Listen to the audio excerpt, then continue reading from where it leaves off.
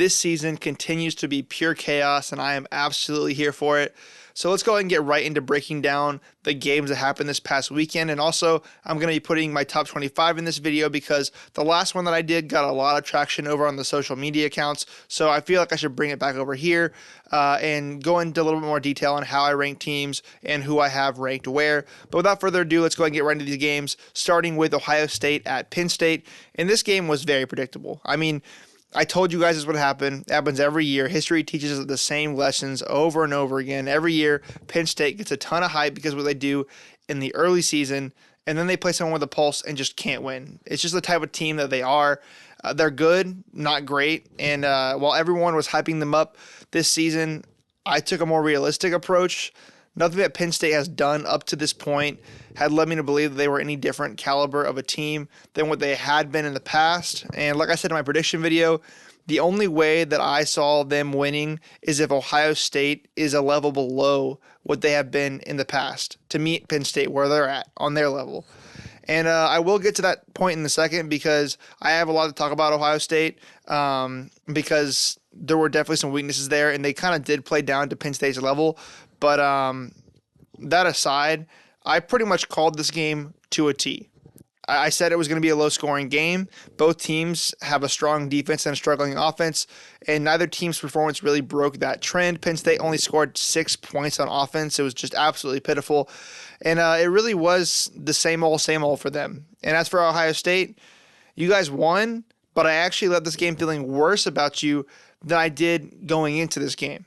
I'm really starting to think that Ohio State is not going to live up to my expectations that I set up for them in the early season and the preseason. I'm just not impressed with their offense at all, and they seem to have quite a few vulnerabilities that I think will get exposed as the rest of the season goes on and also going into the postseason.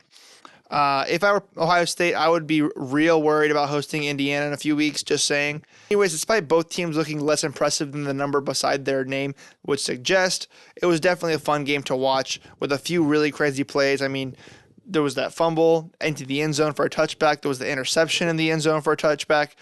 Crazy stuff. Anyways, moving on now to Duke at Miami, and another game that I predicted accurately. Duke actually performed better in this game than I thought that they would, and I think that's also, one, a testament to them and also a testament to how Miami is not the team everyone has built them up to be. But anyways, Duke actually led in this game for a while, forcing Miami to come back again and win. They do this all the time. Miami has to come back to have a chance in these games. But this time, there wasn't really any clear officiating issues that I think led to the Canes winning this one. And I didn't think there really would need to be in the first place. When I did my prediction video, I said I didn't think there was going to need to be any ref help to help Miami win this one specifically. Duke just is not a great team. So I expected them to lose this one. But I am still convinced that if this game came down to it and they really needed a winning drive, and Miami really needed a winning drive, there would have magically been some kind of call that would have gone Miami's way. But like I said, they didn't really need that. Miami ended up pulling away at the end, so it wasn't really necessary.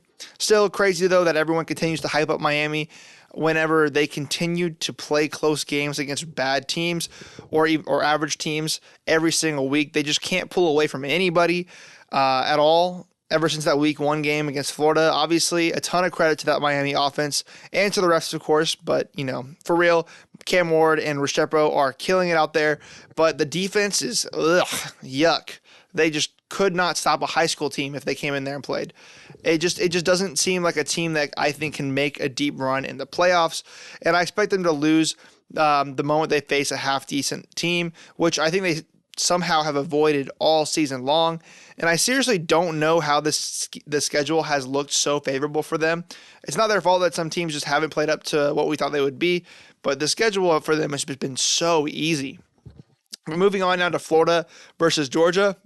Now, I knew this was going to be a close game because it's a rivalry game, and this game always gives me some kind of weird feeling about it. And I'm not too biased to admit that if DJ Lagway doesn't get hurt in this game, we probably lose it. Florida probably gets the win here. Then again, Georgia also is missing key players like, ETN, who is kind of the core of that offense right now. So who knows what would happen if everyone stayed healthy on both sides. Bottom line is Florida looked much better than they did at the start of the season, and their defense is really rounded into form. And when Lagway was in, he looked to be getting real comfortable in that offense, and there's a lot to look forward to there if you're a Florida fan, depending on how the coaching situation turns out. As for Georgia, we remain inconsistent. I am genuinely so confused as to how Carson Beck has performed so much worse this year than he did last year. I don't know if there is some kind of underlying injury or something going on, but it's ridiculous. I mean, the turnovers, ridiculous. Everything is just, I'm confused. There just aren't even understandable interceptions that he's throwing most of the time either. He throws them right to the defense.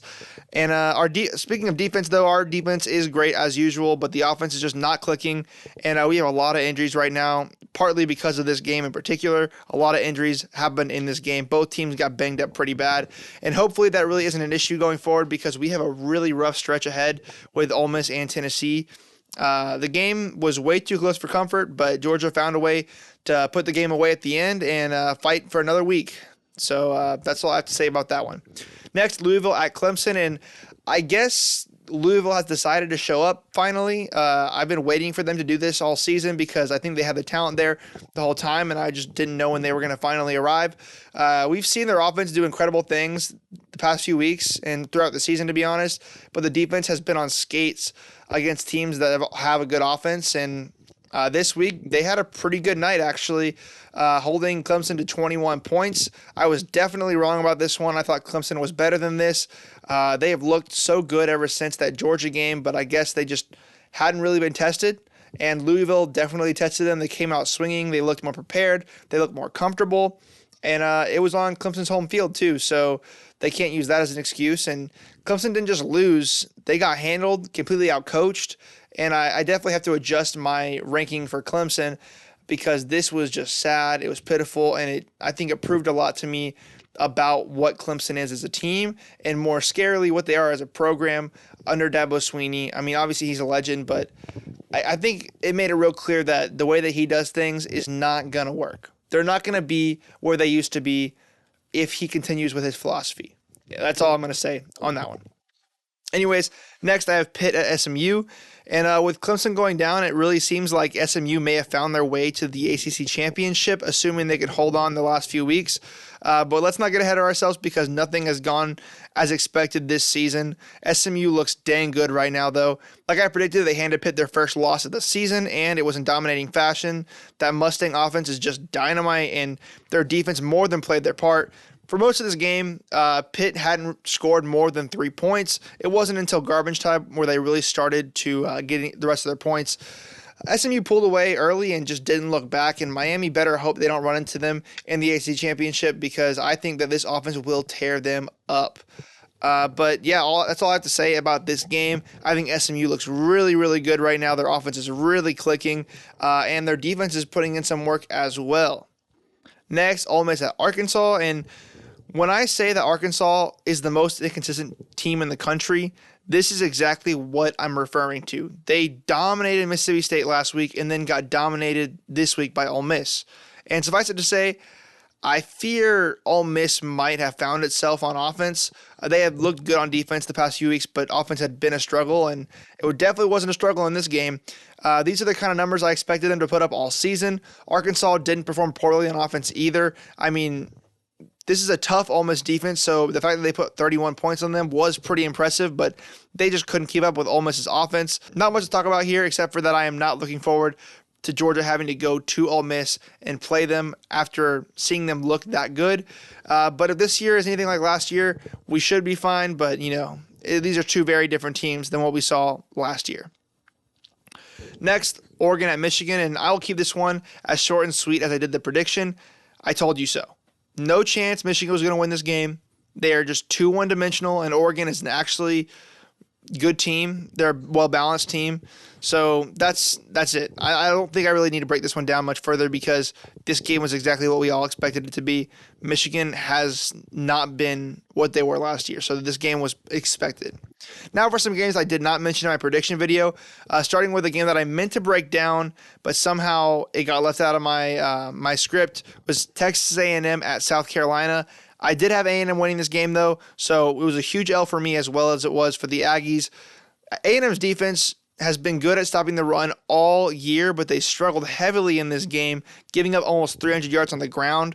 That was huge for South Carolina. Heck, even their quarterback got over 100 yards, and Lenora Sellers had a field day out there. He played a great game. They came out looking like a completely different team.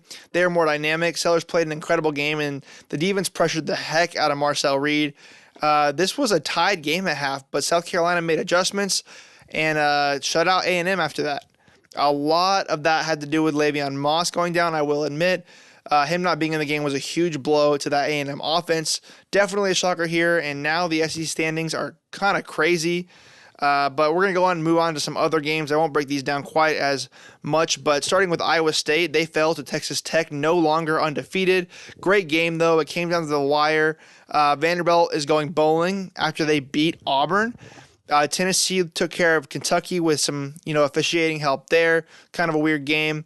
Indiana continues their world domination tour. I'm telling you, you have to watch out for Indiana. They are sneaking up on us. Kansas State, the favorite to win the Big 12, fell to Houston. Just too many picks. And Houston has figured something out at the end of this season because they were dead in the water at the beginning, and now they're beating up on the big dogs in the conference. And Army remains undefeated after a win over Air Force. Big win for them. Iowa went crazy on Wisconsin, scoring 42 points.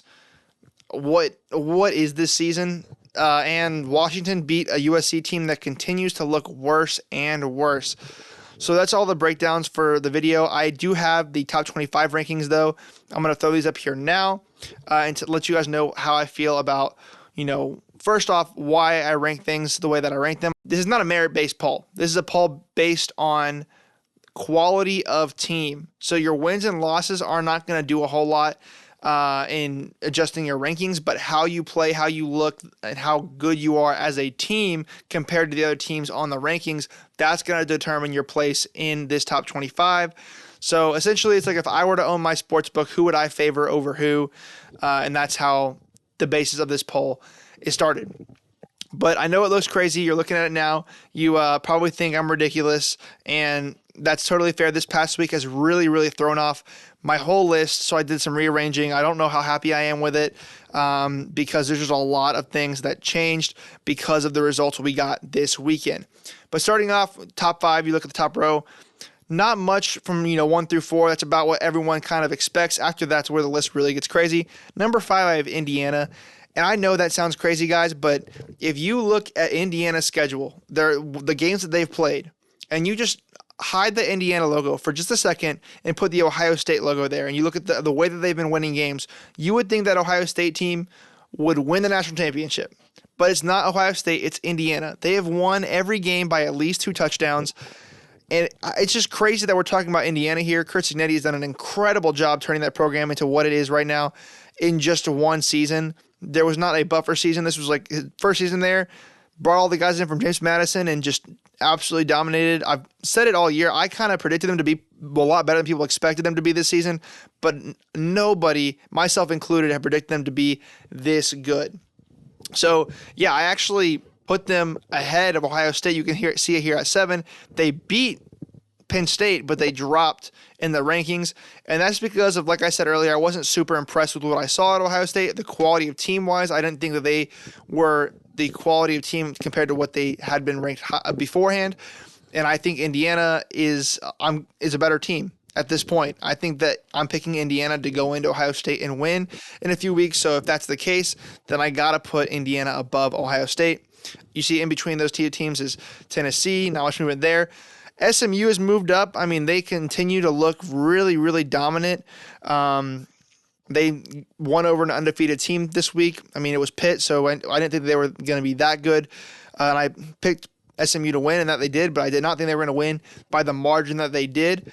And that kind of put into focus my viewpoint on SMU. I needed to adjust them to put them a little bit higher because ever since that BYU game, ever since they got that quarterback situation figured out, they've been rolling teams. They, beat that Louisville team that beat Clemson just a little bit ago, so that's why they're here. Penn State's still hovering around the 9th spot. I actually think they may be a little high which I know you guys probably think I'm crazy for that, but I just haven't been impressed with them. Boise State, we all know about Ashton Genty going off, going crazy. Their only loss is to the number 1 team, Oregon, and it was a very close game that could have gone either way. So you could say what you want about their schedule, but they played a really quality team and played really quality ball against that team. So until I see otherwise from them, I'm keeping them here around the 10 spot. South Carolina jumped up after obviously, taking out the team below them, Texas A&M. They dominated them, and that was really, really impressive. A win at home that I think holds a lot of weight here. A&M dropped to 12. We saw last week they played a great game and won against LSU, and then they have this letdown game where Marcel Reed gets pressured. He looked really, really good the week against LSU. They get some tape on him, and they figure out how to kind of stop him, and they do a really good job at that. So it's going to be interesting to see how A&M responds from here on out. Clemson, I don't really know where they're going to be in the rankings from here on. I mean, I have them at 13, but that game against Louisville was really, really telling. They might drop a little bit later on. 14-15, LSU, Alabama, those two teams play. Whoever wins that game will probably get bumped one way or the other. Not because, they have a win or a loss in their record, but because I think I'll have more information on how good of a team either of these teams are. BYU might be a little low right now. I'm still a little bit unsure of where to place them. They're at 16 here. I mean, they're undefeated, and they have wins against, a team, the number 8 team, and they have wins against, some other big dogs in the conference, Kansas State, and they just beat UCF. They've had a lot of pretty good wins, but I don't know if right now they are on the same level. Like if they played SMU right now, I think SMU would win. But who knows? BYU continues to prove me wrong every week. I think that, well, not every week. I do think BYU is a really good team. I have them at 16.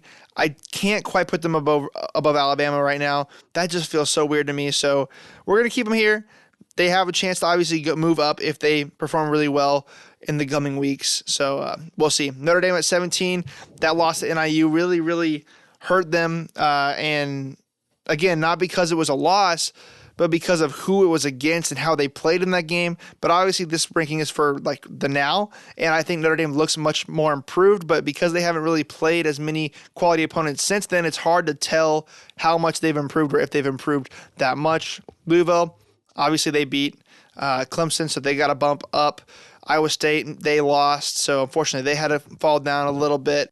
Colorado at 20.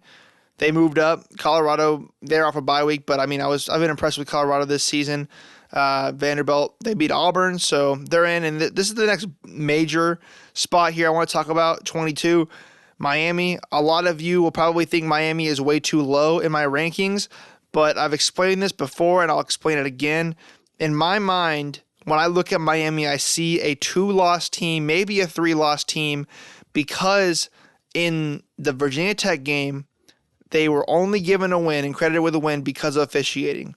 That was a catch, and there was not indisputable evidence to overturn that catch at the end of the game, and they had to come back from a major deficit to even be in this game against Virginia Tech. I don't think a top 10 team plays that way. Maybe once, but then they also played a game against Cal, where officiating once again had decided this game and gave Miami credit for a win that they didn't deserve. There was a targeting call. The flag was picked back up when it was textbook targeting. I mean, you can go look it up. You can see it everywhere. So they play that close game against Virginia Tech. They play that close game against Cal where they have to come back 25 points to come back and beat Cal. And it was decided by the refs.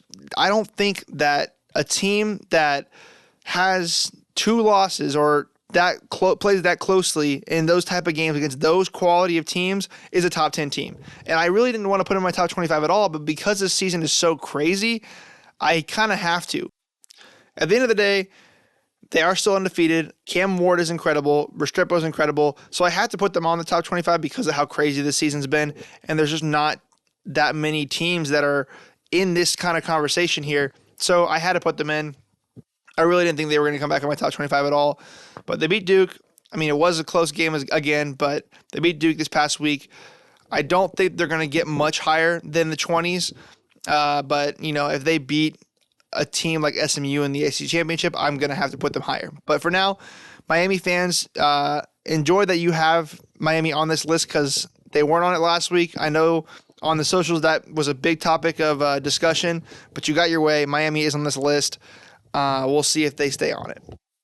Next, you know, UNLV, Washington State's here. They only have one loss. Pitt, also one loss. So that's my top 25. Let me know what you guys think. I'm going to be posting this on the socials as well. But speaking of the socials, please go ahead and check those out. That's A_rock321 on X and Threads. And yeah, I hope you guys enjoyed this video. Please like, comment, subscribe, and have a wonderful day or night whenever you're watching this. Peace.